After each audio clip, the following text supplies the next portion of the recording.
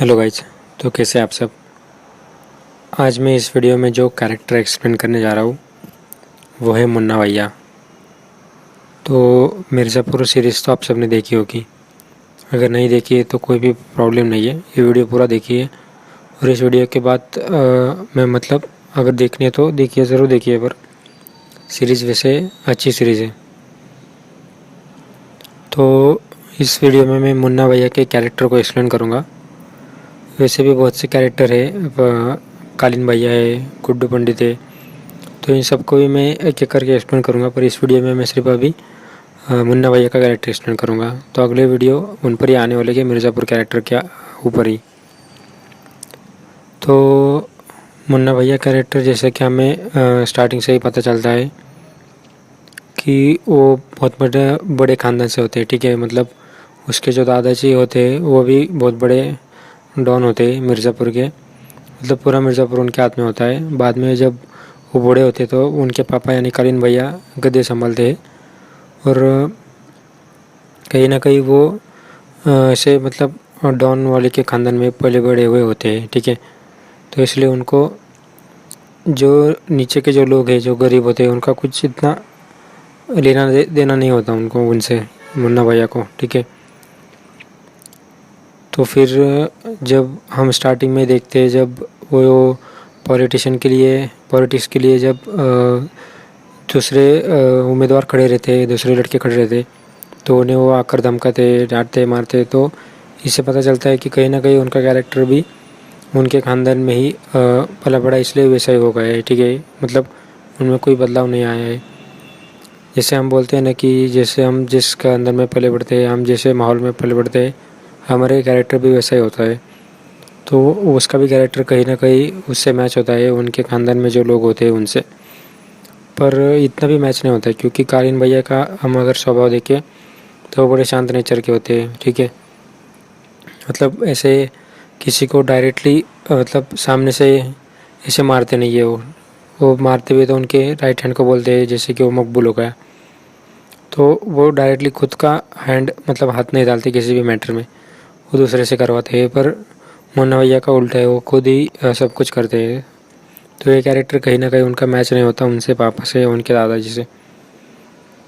तो अगली बात करो उनके दोस्तों की, तो दोस्तों के मामले में उनका थोड़ा अलग सा मतलब रहता है सबसे, क्योंकि उनको पहले तो उनको लगता है कि सब दोस्त ही मेरे लिए सब कुछ है। ठीक है, क्योंकि उनको ऐसा लगता है, उनका ऐसा साइकोलॉजी होती है कि उनको जो उनके माँ बाप या उनके घर वाले ही उनको दुश्मन लगने लगते हैं। ठीक है, वो उनको लगता है कि मेरे पापा मुझे बहुत मतलब कालीन भैया मुझको बहुत कम समझते हैं। उनको लगता है कि मैं अभी भी कुछ कर नहीं सकता। तो इसलिए उसका कहीं ना कहीं जो साइकोलॉजिकल उसका माइंड है, वो कहीं ना कहीं उनसे हेट करने लगता है, उसके माँ बाप से। ऐसा हम मतलब हर किसी के लाइफ में भी होता है। कहीं ना कहीं हम किसी न किसी उम्र में अपने माँ बाप को हेट करने लगते हैं। ठीक है, तो ऐसा भी उसका ही होता है। तो जब वो उनके फिर उस दोस्तों को ज़्यादा ये देने लगता है, मतलब उनके साथ ज़्यादा रहने लगता है। जैसे कि उनके दोस्त मिर्ज़ापुर 1 में देखा होगा आपने।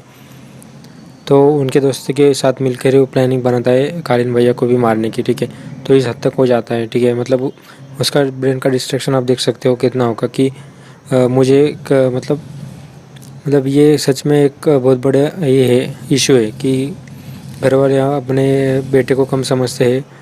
ठीक है, पर वो समझते वो सही है, पर उसके बेटे के मन में मतलब जो लड़का होता है उसके माइंड में कुछ अलग ही चल रहा होता है। उसे उसे कुछ बुरा ही लगता है, उसे वो दुश्मन समझ बैठता है अपने ही माँ बाप को। तो इस तरह से उसका ब्रेन डिस्ट्रैक्ट होता है और वो प्लानिंग करता है, पर वो फेल होती है बाद में। पर वो पूरा इल्ज़ाम उसके दोस्त पर डालता है, या वो उसका दोस्त लेता है और वो मर जाता है उसका दोस्त। फिर आगे जब उसका जो गुड्डू भैया है, ठीक है, उसको जब कालीन भैया अपने गैंग में लेते हैं तब भी वो उससे जलन करने लगता है।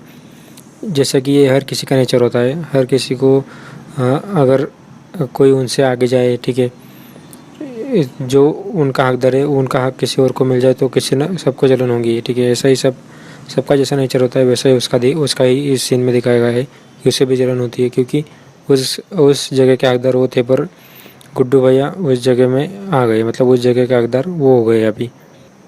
तो आगे भी उनका नेचर ऐसा ही रहता है। पर बाद में जब मिर्ज़ापुर 2 में जब एंट्री होती है मिर्ज़ापुर 2 अभी हाल ही में आया था, तो उसमें उनका जो कैरेक्टर है वो थोड़ा अलग दिखाया गया है, ठीक है। क्योंकि मिर्ज़ापुर 2 के जो फर्स्ट हाफ में है वो वैसा ही है, और जब उनकी शादी होती है तब वो उनका थोड़ा इमोशनल साइड हमें दिखाई देती है। हमें पता चलता है कि इसकी साइकोलॉजी है उसमें कहीं ना कहीं इमोशनल साइड भी है, ठीक है। कहीं ना कहीं उसके अंदर भी पेन है, वो भी अपने दुख किसी न किसी को बांटना चाहता है, कहीं ना कहीं वो भी रोना चाहता है किसी के साथ। तो हर जैसा इंसान के लाइफ में दुख होता है, कहीं ना कहीं उसके लाइफ में भी दुख है। वो इतना अंदर से भी इतना बुरा नहीं है जितना वो खुद को दिखाता है बाहर बुरा, ठीक है। वो भी अंदर से अच्छा ही है, क्योंकि जैसे कि आप देख सकते हो, अगर वो जिस खानदान में पला बड़ा है उस हिसाब से उसकी जो साइकोलॉजी है वैसी होगी, ठीक है। पर उस हिसाब से मतलब सब कुछ के वो कहीं ना कहीं मिर्ज़ापुर में हमें उसके लिए सिंपैथी पैदा होती है, ठीक है। कहीं ना कहीं उसके अंदर एक अच्छा कैरेक्टर हमें दिखाई देता है, अच्छा इंसान हमें दिखाई देता है मिर्ज़ापुर 2 में। और कहीं ना कहीं मिर्ज़ापुर 2 में भी उसके मतलब उसके फादर के साथ मतलब कालीम भाई के साथ उसका झगड़ा होता है, पर बाद में उसे समझ आता है कि सब माँ बाप बुरे नहीं होते, ठीक है। उसके भी मतलब उसे समझ आता है कि कालीन भैया ने उसको कभी कम नहीं समझा, बल्कि उसकी हमेशा हेल्प की है, उसको आखिर में पता ही चल जाता है।